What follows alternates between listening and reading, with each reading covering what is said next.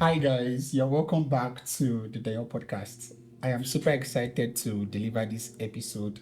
As a matter of fact, the very first episode of not the very first the very first episode because it has never been official until now, and it's such a joy to have this person in my house. You know, she's not a stranger or a visitor in our house. She's a friend. She's a child of the soil. She's one of our best friends. We call her Mommy Agbaje, right? Because she's a mom to my child. Penny loves her so much, and it's with such a delight I invite her to my house and introduce her on this podcast episode. And I want to say thank you so much, Thank you for Mommy having Agbaje, me. for coming to this Duh. podcast. All right, so in a moment, she's going to introduce herself. Then I'm going to tell you guys what she's going to be speaking to us about. And I just hope that you find every time you spend here fun, educating, and inspiring. I hope every moment we're going to spend here is not going to be a total waste of your time. And before we dive right into the episode properly, don't forget to like, don't forget to subscribe, don't forget to share this video with your friends and family. And and tell us what you think about this episode in the comment section. So without further ado, welcome. Thank to you. the Deyon podcast. Thank you. All right, so before we dive into what we're going to be talking about today, can you just tell my friends who you are and what you do, all that there is, to you? That's what we want to hear now. Okay, hi friends. All right, so my name is Omotayo. Am I facing them? However, Okay, so my name is Omotayo Agbaje. I'm a child of God. I mean, obviously, I love the Lord, and I'm a wife, and I'm an entrepreneur. What else is it about me?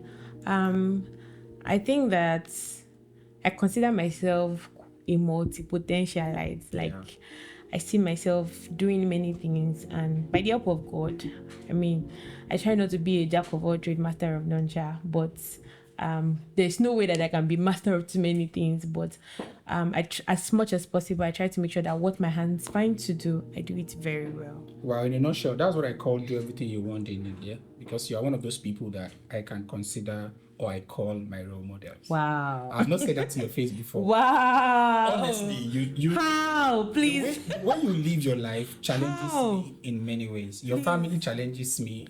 You challenge me rather. Your husband challenged me. Like your academic portfolio challenges me. This person I have right here, I know you have a BSc, you have a master's, and you're en route to your master's, your PhD already. So, in a moment, just tell us about it. What did you study in school? What are you doing now? And Okay, so for my academic journey, funny how I started out life thinking that, oh my God, I'm going to be a medical doctor. Okay, so I'm one of those people that there were different things that crossed my mind. I know at some point in my life, I was thinking maybe I want to become an accountant. How did I even first start? thing I wanted to do was to be a soldier. My own is not that deep, but I really so I think in my JS2, my mom is a maths teacher, right? Okay. So I come from a home of educationists, so you must read book. Your dad is a prof. Non-negotiable. Your dad is a prof. Yes, you read book, and my mom is a mathematics teacher. Beautiful. So I loved math. I don't know how my mom did it, but I really loved math. I remember that when I changed my school, because I was going to a federal school before, an all-girls federal school, and then my parents now changed my school to a new school. I think was it first term or second term? I don't remember. But I remember that just a week into school, they wrote a mathematics test. And I scored 29 over 30. And the teacher had to come and look for, because the name is not familiar, the teacher was looking for the student. And even me, I was shocked, because I mean, you know when you know that you have some abilities, but you don't think that you could shine like that. So it came to class, and I mean, that was like the first thing that announced me to my classmates that, oh, she's really good in math. And then I think by JS3, I started to think that maybe I want to read accounting. But then I did not have so much of, I don't know the best way to put it. I think it was just the fact that my parents were seeing me in a certain light, and I was seeing myself in a different light. Okay. So because I started to take business studies, and I fell in love with typewriting and short writing, funny how I didn't quite enjoy commerce. It's funny, but I fell so much in love. In fact, by the time I wrote junior WAEC, I had A in businesses. My dad was so pissed. He was so angry. My father said, "What do you want to do with business?" But Daddy, I want to study accounting. Wow. So by the time that I got that kind of feedback, I pivoted, and I knew that okay, well, these guys want me to do something science related, maybe medicine. And to be honest, I used to think that I was very focused for medicine, but maybe I'm grateful that I didn't study medicine right now, because then trust me, you would have become, or you would have turned out to become a very, very great medical doctor. Well, maybe, but I'm not a medical. I'm not a medical doctor right now. But I think that was how I started my journey into. It's funny also because people saw different ideas to me. Because again, I enjoy talking. I remember in SS2, somebody came to meet me to say, "I thought you are an art student. You are going to become a lawyer." I'm like, "How do you guys think that I'm going to be a lawyer?" Actually, so it's how they kept seeing me in different lights. I would not disagree with any of those people, because if I was to fit you into different modes, you are a kind of a person that I believe fits into, because you speak so well, you're so eloquent. I try. When it comes to caregiving, you're just like, I could imagine what you look like in a doctor's apron or coat or whatever, and I can also imagine what you look like if you were to study mechanical engineering. So no, please. Obviously and honestly, I would not. But eventually, I tried for medicine, and somehow it didn't work out. It was a case of it was many stories, but let's just say that my cutoff didn't meet what it was that they wanted, and that was how I did microbiology. So I did microbiology in my for BSc. Even at the time, I wasn't sure what I wanted to do with it. I was just trying out different things. I went to the hospital to see, okay, what I kept thinking, do I want to pivot to med lab science? I thought many things. And then by the time I was done with BSc, I had a very rigorous research writing for my project, and I sort of got interested in research, and I started to go ahead to do my master's, because I thought that okay, if I wasn't working I liked the idea of being a professional. So I started to think that okay, if I wasn't able to study medicine, maybe I could go ahead to, specialize in a certain field. But I still wasn't sure. But I knew that I liked the idea of working with, just as a child, Team World Health Organization, UN, those things tripped me, UNICEF. So I'm like, okay, how do I position myself for this? I'm like, okay, public health. So I went to study a master's in public health at University of Ibadan, and I even still went because I realized that I enjoyed being in the laboratory. So I still went to take a course in public health that allowed me to still go back to the laboratory. So I did environmental health science. So and then I was supposed to continue with my PhD, but I took a break, which is still on the table. We'll pick that up soon. Listening to you is so beautiful, right? I already know you. I know you to an extent, and I believe everybody listening to you right now can find joy and lots of finesse, for lack of word. Finesse. Yeah, listening to you. So, and I just wanted to say that I'm tempted to ask you a question, but let me say this before I ask you that question. Okay. We have known each other for over 6 years. Yeah, we met in church, right? We met in church. I think we had gotten married. Did we get married? We got married earlier. We got married in May. Yeah, you guys got married in November. Yeah. And we met quite shortly. And I really cannot remember how we met, but I knew the camaraderie was so strong. And ever since then, you watched us have our baby. She became your child. We've done quite a number of things. You've seen us in our highs, our lows, and our middles. Such a privilege. So, and I just wanted to say that, it's been beautiful knowing you, knowing all the facets of you. I've seen you do business, I've seen you do travel, I've seen you do gifting, and I think that will lead me into asking you that question eventually. So what changed from someone who grew up from an academic home? Your dad is a prof, your mom is a mathematician, you went through all of those academic stages, you got your BSc, masters, you're at the verge of getting your PhD, but now you're into travel, consult, a gifting and concierge. What changed? Like, are your parents happy? Are they proud? Are your siblings happy? Just help us connect the dots. Connecting the dots. Even me, I'm still connecting the dots.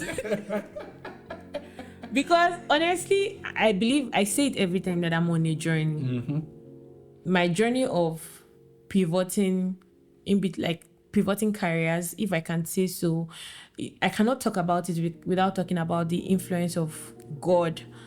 I mean, what God was saying to me per time and how it affected every decision that I was making.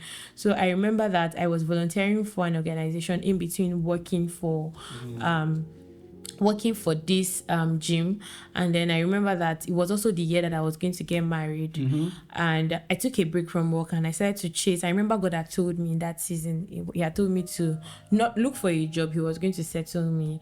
But again, I mean, I had resigned and I had left Lagos and gone back to Ibadan while I was waiting to get married. And I remember somebody had even seen me one of those days and was like, are you not working in Lagos? I'm like, yes, but I resigned. And she's like, are you not the one that they said is getting married in a few months? I said, yes, I'm the one. She said, and you resigned from your job? I'm like, yes. She was like, so how are you going to survive? I'm like, I'm on God. Even me, I didn't realize how heavy that statement was until she came back to say, wow, that was powerful. You are on God. But I said it like, I just said it out of the fullness of this is my reality. I am living on God. So I remember that God said I shouldn't look for a job at that time. But again, I was thinking, I'm getting married. And because I am so very I won't say that I'm quite independent. I want to work, earn money and be able to, give in my support in the home. So I was really keen on maybe I should, try. I started to put in some applications within the University of Ibadan, College of Public Health, College of Medicine. I started to put in some applications in some departments. I went for interview. Unfortunately, I wasn't taken. So I'm like, okay, God, it's fine. And it was interesting because a month after my wedding, I got an offer from the organization I was volunteering with, which was a health tech. And that was how I started to work there. And I worked till we had an issue with funding, and then I was no longer working, and then I got next job that I've been doing till now. And I want to say also that maybe another thing that has contributed to the many things that I'm doing is just how life happens to you. Because again, I came into a season of my life where I needed to sit up more than what was happening, and I started to look for more sources of income. And that was how I ventured into travel. That's how I started to work with my boss who is in travel, and I started to do travel. And it was in that season of just, how can I make ends meet? I said I just did gift business casually. But I was in a meeting, I think a year after doing that gift business. I did it, I made money, like it met the need in that moment. A year after doing that business, I remember that I was in a meeting and a prophetic word had come, right? And I need to say something. I don't like business. I saw my mom do business and literally raise us up with business. I helped her, but I used to tell her that, mommy, passion for it. I used to tell her, mommy, I will support you. I will help you. I remember when she left Port Harcourt, I will help her go and sell her market. She'll send things to me from Ife. I will go and give to her customers, collect her money and send to her. However, I used to tell her that, mommy, this thing is not for me. I can help you, but I won't do business. But then the word that I received in that meeting, in fact, the word that came, it was a general meeting. But when a word will come and hit you like it's your own word, I copied out that word and I started to steward it in prayers. I started to ask God that, God, this word touched me. What is it about? It had to do with business. And then I started to pray and ask questions, and God started to tell me that, yes, you have something in your hands. And that's how I went back to gifting, and today I am building a gift business. So it's never been like I think it's just been a journey of obedience and working with God, because God told me, wait, I will settle you. I don't know in what aspect. And then I got a job which seemed like it was related to public health, but then I moved from there to a completely different kind of role where I had to go into pure administration. Yes, so and then from there I'm doing business, and then on the other hand I'm doing travel. So it's just been a journey of, I would say, journey of working with God and obedience, and just letting him lead you to where he thinks is best for you per time. Interesting. I was tempted to ask you a question, but I'm not going to ask the question because obviously listening to you sounded like you're happy with what and where you are at the moment. Is that true? Yes, I absolutely I am. Even though I'm a bit of an energetic person, right? Wherever I find myself, I just go at it with all my heart. But I need to say that because God is the one leading me, I feel completely at peace. Sometimes I'm scared. Sometimes I'm like, who sent you? How did you even get here? But every step of the way, I see God show up to show me that, you know what? I'm with you on this journey. I was speaking to a friend of mine today, and I was telling her how I had a money need around my business. And I was telling her, Hey, that reminds me, you won a grant. yes, my business got a grant. Guys, you won. And don't let me mention a grant in millions. I think it was late last year or thereabout.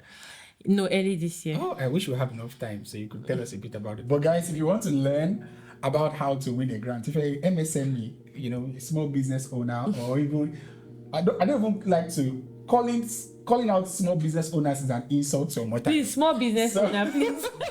Please. So, my helper might be out there. If you want to learn how to win grants, I'm talking about millions of naira of grants. Omotayo is the best person you should speak to.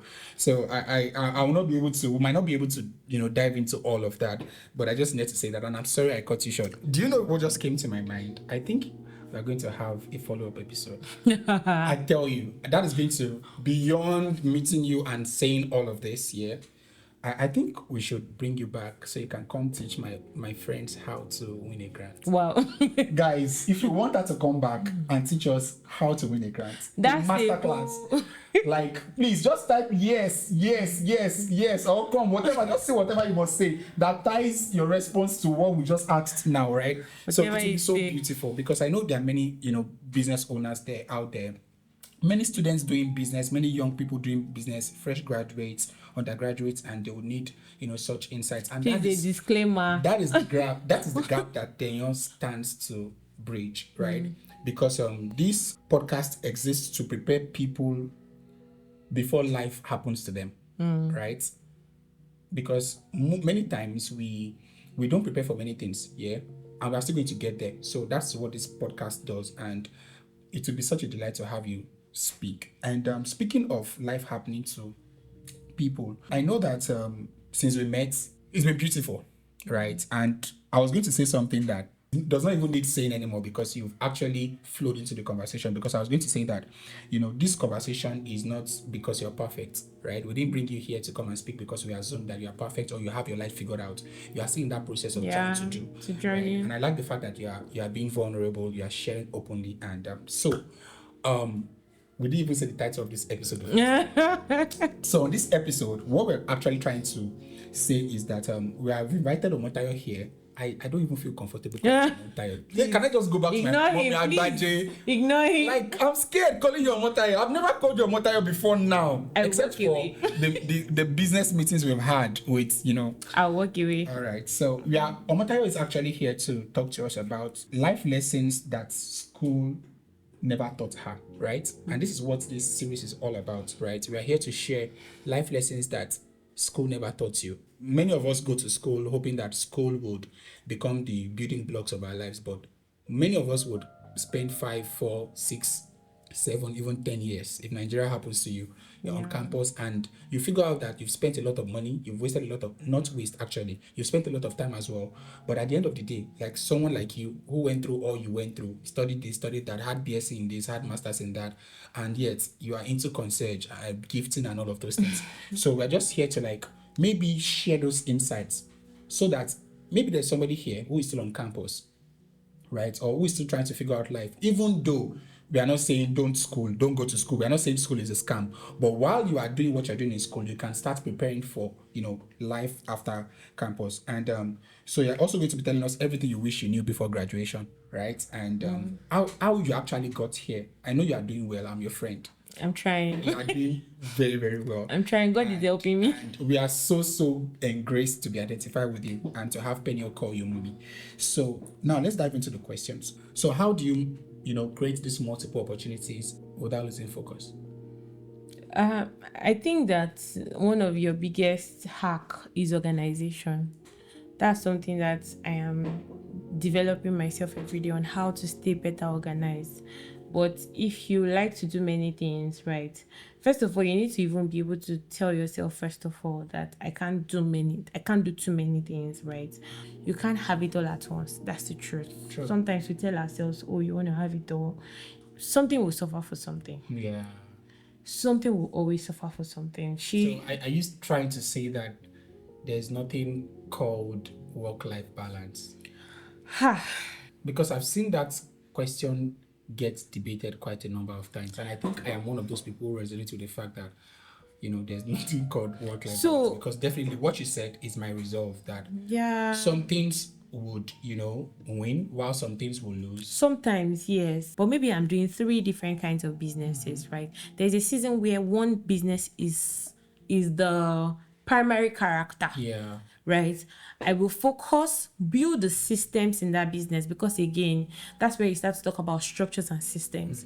I'll build systems and structures such that that business can exist without me. Yeah. When I'm out of the picture, the business will do well. Then I could have another business that is just going in the background but does not really have all my attention, because if you don't do that, you will just realize that you're doing many things, nothing is thriving.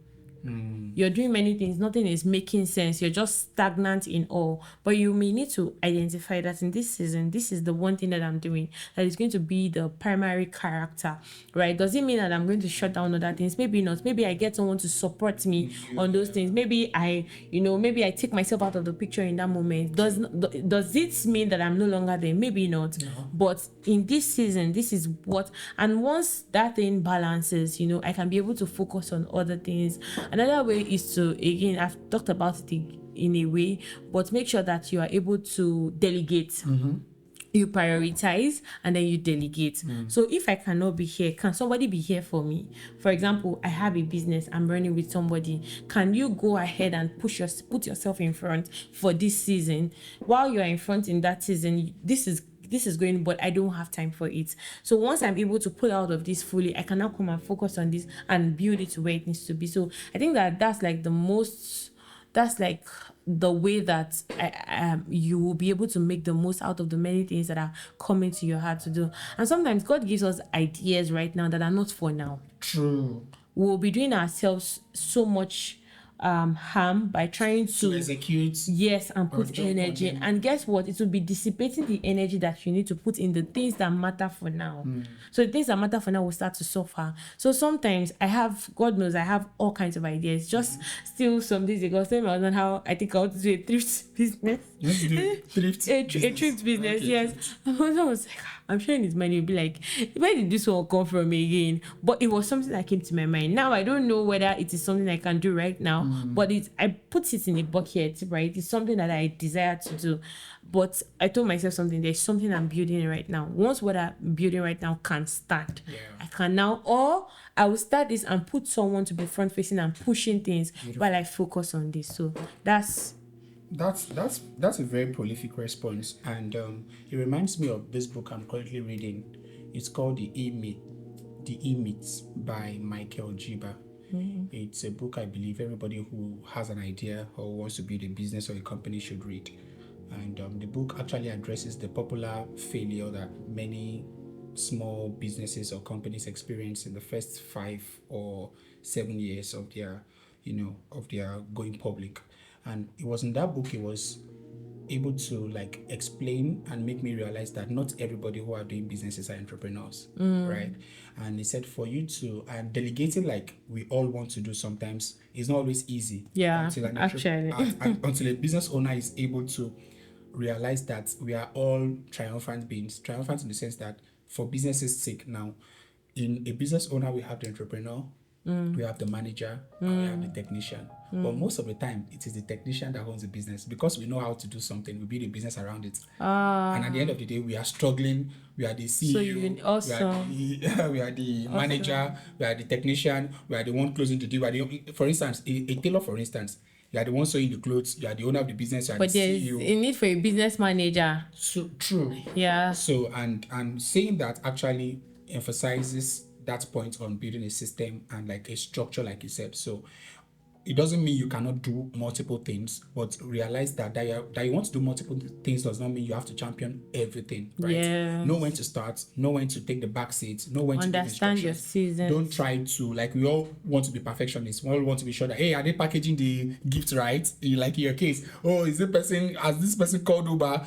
And we are the same person doing everything 3 different people should do. So that would also mean that for every opportunity, that means that you must also learn to be a good leader, right? And I'm learning that being a leader means being able to develop other people. True. I attended the Mrs. Tara Filajote's book launch, and she started to say how when she started to realize that her business was expanding, now she now focused on raising leaders, because she knew that for the business to thrive, for the business to, she needed to make sure that she's not the only solid leader. There were other people who had leadership capacity too, which means that as an individual, that you believe that you have multiple potentials. Like as God begins to bring people to you, it's important that you intentionally start to raise leaders in them. Every leadership ability you think you've gotten, that you've acquired, it should be liberal to transferable, and make sure that they have it. That's beautiful. That's a very, very brilliant response. That will lead me to the second to the final question. Okay. And I just want you to picture this, right? When did you finish school? Like my age when I finished? No, like how many years ago? Let me see. We're in 2026. I finished school, that must have been 11 or 12 years first degree. ago. Yes. 12 years ago. Yes, 12 or 11 years ago. All right, now picture this, Omotayo. You are currently a final year student in your school. It's more like going back 12 years in time. Okay. What do you know now? Or what advice, let me say, what advice, or what would you do better? I'll rather pick you from advice. I'll first of all tell Omotayo of 12 years ago, girl, you're going to be all right. Everything is going to be fine. Lines are actually going to fall for you in pleasant places, right? But you need to take a deep breath. You need to be patient with yourself. You need to step out more, right? You need to intentionally build relationships, because you don't know what doors those relationships will open for you. You need to make sure that anything that you can learn that comes around, don't miss out on the opportunity, because again, you never know which one you will need in the future. But ultimately, just telling myself that don't walk your mind up. You are going to be fine. And I'm going to emphasize to my 12 years younger self that remember every word that God has spoken concerning your life. It will surely come to pass. That would mean that you have to relax and take life as easily, so to say. Yeah, so that's one thing that I'm going to say to myself, because at that age there's a lot of tension around. Will I do well? Will I be fine? Will I marry well? Will I marry a good man? I married a good man. Wow. I married a good man. Wow. So will you marry a good man? Will you be fine? Everything will be fine, but you just need to be kind to yourself, pace yourself, take up every opportunity that you know is for you. Serve. Every opportunity to serve, don't miss it, because in the place of service, you are being made. Doors are opening up for you. So if you can volunteer. If you can help here, help there. For everything that you have the capacity that is within your power, please don't sit back on it. Again, do everything you want. Do everything you want, they need. Exactly. That's beautiful. That will make me ask you this follow-up question. I was going to skip the question before, but let me ask... how should a young person prepare for marriage before meeting the right person? Because I know your husband, right? I know your husband. Like, it's not because we're on camera. Your husband, as much as you are my role model, he's my model too. Please, no, he's a fantastic man, Daddy Agbaje. Role model. Honestly, I don't let me. You might be watching. You will definitely watch this. Yes, he's a fine man. Tall, oh my God, you don't want to see that man. It's all around fine. He's a man full of wisdom. He's a man beautiful, honest. He's a man that will tell you no in a very sweet way. And you'll not be able to get angry with him. I just love him. I love his personality. I love how he husbands you. So for every young girl out there or young lady out there who wants to find a man like Daddy Agbaje, or who just wants to know what to do before they find the right person, what advice would you give to them? First of all, I want to say God gives the best gifts, right? True. For every young person out there, you need to carry in your mind that God gives the best gifts. I remember one thing I always told myself, before I got married, right? Especially before I met my husband. I always told myself that, Omotayo, God gives the best gifts to his children. And so this is not what I'm saying to you right now. It's something I told myself some 8, 9 years, 10 years ago. I tell myself every time, God gives the best gift to his children. He will not give me less. He will not give me something that is, is quarter to. That's half-baked. Exactly. So first of all, it's important that you trust God. It's important that you just as you trust God with your life, let this not be a sectioned out part. You know how sometimes you tell yourself, I'm trusting God, but you know that your mind is far from trusting God. So it's important that first of all, you actually say that, just the way I've committed my life into God's hands, it is not exempting this aspect of my life. Sure. It's not, sometimes some people believe that sometimes maybe the person that God is bringing to you, some people just have this perception of God that maybe not the very best, maybe to have K-legs somewhere, it will not be, you'll be fat, tall, dark, but you will not be handsome. No, God actually gives the best gifts. Now, to everyone, they will now define what they are seeing. It is only you that can tell what you're seeing. But again, on the preparatory aspect, again, draw close to God. Because at the end of the day, after all is said and done, it's not trying to over spiritual. I mean, my life is spiritual.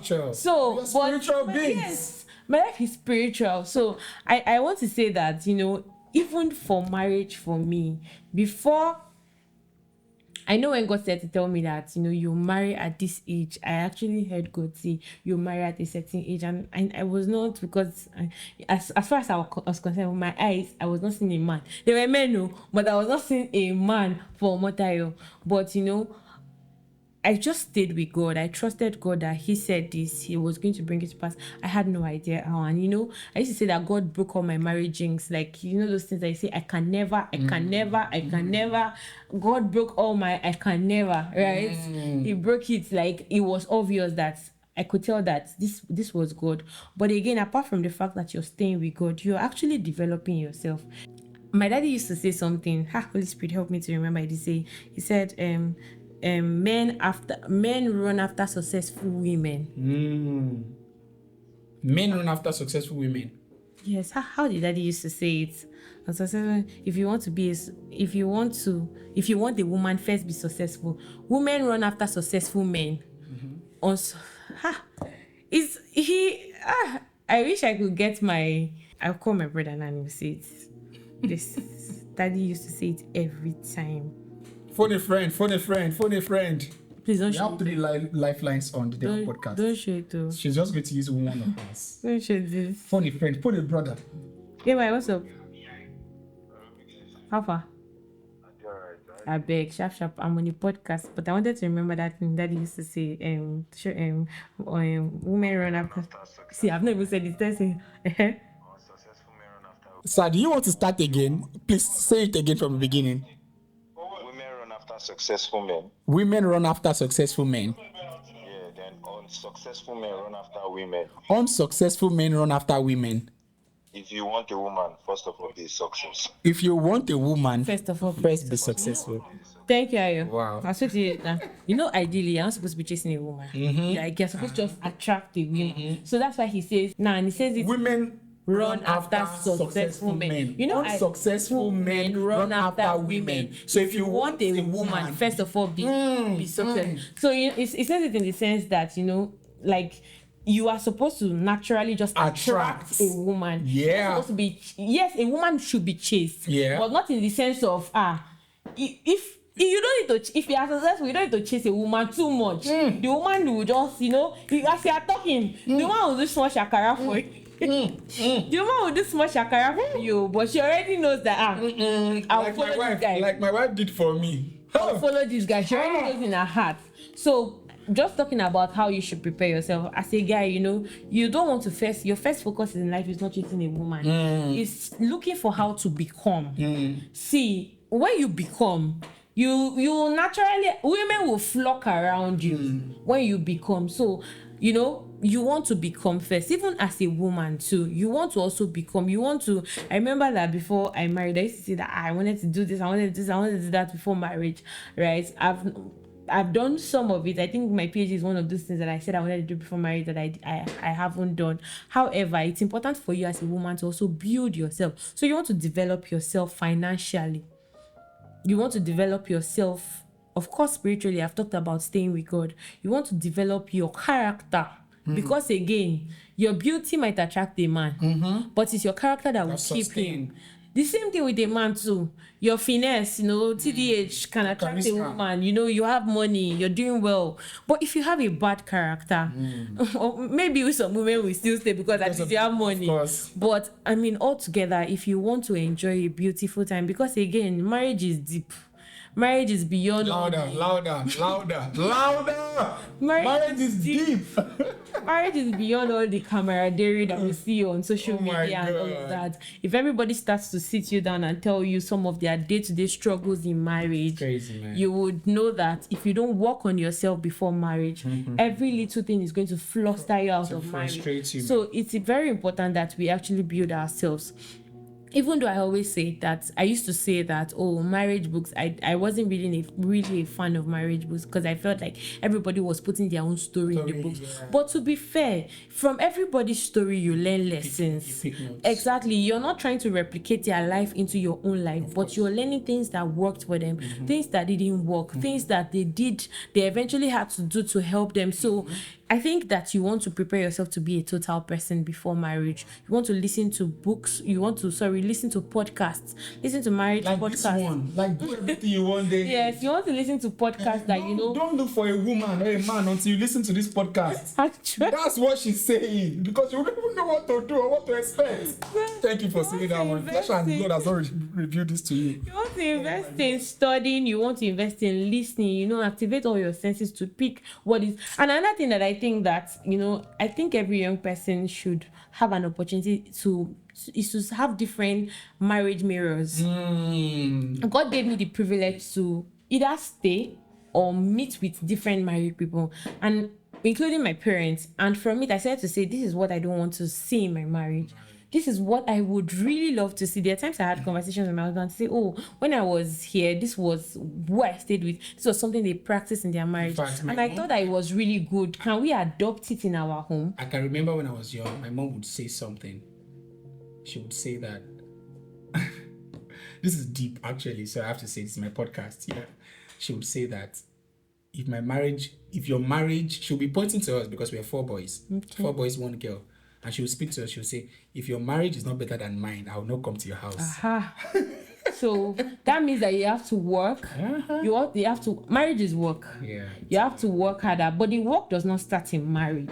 The work started before marriage. The work started in the way that I was disciplining myself, in the way that I'm learning to keep myself as a woman, in the way that I'm responding to people, in the way that I'm speaking to people, in the way that I'm accommodating people. That's where the work started from. In the work that I'm putting into myself to make myself stand. Because again, in the generation that we are in, as a woman, I'm not saying independent, be overtly independent, but you should be able to, life can happen. You should be able to stand as such a support system in your home. No matter what, try, sell something. Don't do 9 to 5, but sell something. Do something that will keep money coming back to your pocket. But some of those skills, don't let, like he said, that some things we should learn so that it's not until life happens to us before we learn it. So let's learn to be fair, some things I learned when life happened to me in marriage. I'm not going to even lie about it. But it's important that, as much skills as we can learn before marriage, let's learn it. Preparing yourself for marriage is just think about it as all round. I think that stood out for me. Think about it as all round, financially, physically, spiritually, morally, emotionally. Please don't become an emotional baggage for your husband. Women especially, you don't want to become an emotional baggage. Your husband doesn't know how to deal. Every small thing, your husband is confused. He doesn't know how to treat you because you are putting him. This table has 1 leg left. Mommy Agbaje, you are coming back. Guys, is she not coming back? She's definitely coming back. And trust me, this has been beautiful. I can allow you to continue to go on and on and on and on and on. But then it's so sad that I have to ask you this final. There's a final question. I thought that was the last. No, this one, right? And you've stylishly or you've somehow answered the question, but I just wanted to put it in perspective here. Okay. You know, there's something I believe and that has helped me or that has inspired me to create the Deyon movement, which has spanned into a podcast, communities, and many other things that I do now. And it is that belief that you said before that life often teaches us after things has happened. You know, the lessons start coming after the heartbreak, after the breakfast, after the mistake, after the failure. That's when the lessons start coming. And we don't necessarily have to wait till life teaches us. I think the first time I learned that thing was in 2011 while I was writing my WAEC. You know, in WAEC, they'll give you comprehension passages, about 2 or 3 of them. One of them, you know, read that you don't have to wait for experience to become your best teacher. And how do you make that happen? Look, like you have said, At what mirrors in around fact, yourself. I say that your own experience should not be your best teacher. Should not. Your own experience. So don't wait for life to happen to you before you learn. So this is the final question. What is that one lesson that you wish every young person should learn before life teaches them? I think that this question borderlines on identity for me. Because if you don't believe in yourself, if you don't know who you are, if you don't carry it solidly, life is going to tell you another version of who you are. So I feel like every young person should spend their early years, you know, and I'm not saying this to be complicated because I'm not trying to make things ambiguous, but it's just spend time finding out who you are. And of course, this is not far-fetched. As children of God, it's easy. We just need to keep spending time with God. Well, it's how you said it. No, I'm not. I'm just resonating it. The way you said it, you know, you said it's easy. It's spending time with God, to be honest. I think it's hard to hear from God. It's hard to get direction. No, it's just spending time with God. And you know, that scripture stands out for me that says that as we behold in a mirror.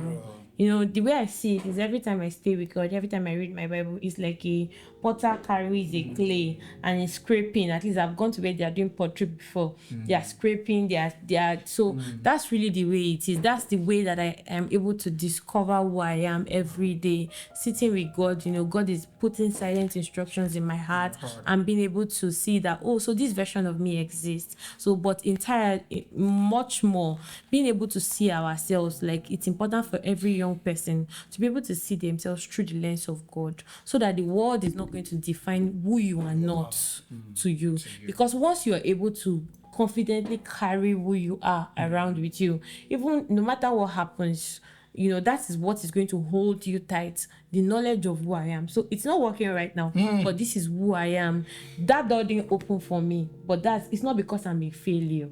This is actually who I am, but this door just didn't open right now. If I knock again, it most likely will open. So knowing that, spending time developing and understanding and just coming into the sense of who I am is going to save us many trauma. And that's why, in fact, most of the issues we have today with young people is stem from identity issues. They don't know who they are. So everything gets to them before you know, you're talking mental health, this, you know, all of that. So it's important for every young person to spend time grinding, staying with God, and just understanding who they are, developing themselves, and just being able to form the sense of who they are without the world defining it to them.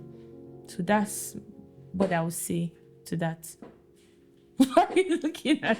Are you sure you don't want 1 hour more? I just want you to continue. People will be tired. You know, trust me. I don't want conversations like this to end. Look at my journal, guys. See. See, I did write. That's why the fact that I'm the host, I've learned quite a handful of things. And your party notes reminded me of one of my mentor's quotes, Dr. Miles Morrow. Dr. Miles Morrow, before he passed on, once said that if you don't know where you're going, every road will lead you there. You know, everybody will say, no, go here, go here, go here. And at the end of the day, you just wake up and you say that I've wasted.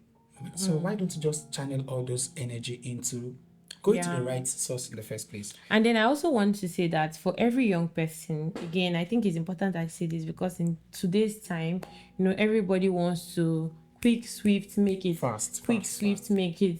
Our parents called we the Indomie generation. I don't know what they are going to call the generation that is after us, but I want to say that, you know, service is a key molding factor in the life of everyone. See, look for somebody to serve. Look for somewhere that you can serve, because some doors that you're going to jump to open, sometimes it's just one person that you have served. It will just use two fingers and push that door, the door for and you. the door will just open up for you. And not just because of what you want to gain, but because of how you want to be built. Because sometimes, like we said, your experience shouldn't be the best teacher. Yeah. Serving somebody will help you to see life through the lenses of that from person. their experiences. You will see some of the experiences. Sometimes they even get they are liberal enough to share some of their failures with you, and you're able to pick Oh my lessons God. from it. So please, like- as a young person, please look for where to serve. Service has been one of the core things that has made, and I call myself a service girl, right? I'm not saying that you should just be wasting your time for everybody, but consider that service is never a waste of time for everyone that you serve. The reward may not be immediate, but I'm sure that it is stored up somewhere waiting for Delayed you. gratification. Yeah. Wow. I don't know what more to say. I feel like saying that I don't think there's a podcast on the surface of the earth right now, even planet Mars, that can beat the do Agreed. everything you want in the Agreed. podcast. Agreed. Come on, ladies and gentlemen. This is how you deliver a very first episode. Come on, throw me my flowers. Throw them. Hey, go for me. Wow, this is beautiful. It's been awesome listening to you. It's been awesome learning Such from a you. privilege. And I want to say this here. If you'd like to connect with Omotayo in any way, I think I want to put your handle on the screen so people can reach out to you, maybe via your business or how else can people reach out to you? Yeah. If there's any young person out there who wants to like follow up on this conversation, Can who send would you a like- DM. They could send me a DM. Yeah. All right. So let's say thank you to our beautiful guest. Let's say Thank you. Let's say thank you, Mommy Agbaje. Write in the comments. Say thank you, Mommy Please. Agbaje. I'm going to find this. Thank you, Mommy Agbaje. We love you. All right, and that brings us to the end of this very first episode of the Do Everything You'll One Day Need podcast. The essence, I believe that the goal of this first episode has been achieved, because I want somebody to watch this video and be able to say that with what Omotayo had said, I think I can see some pitfalls that I'll be able to maneuver. And thank you so I'll be much for such a coming. joy. Thank you for having We me. can't wait to have you the next time to come teach us how to win grants and millions. And until then, we want to say, want to go. Let's see if she'll get it. Want to let it go. Do everything you want. Let's take a guess on that. All right, thank you so much, and I'll see you on the next one. Bye.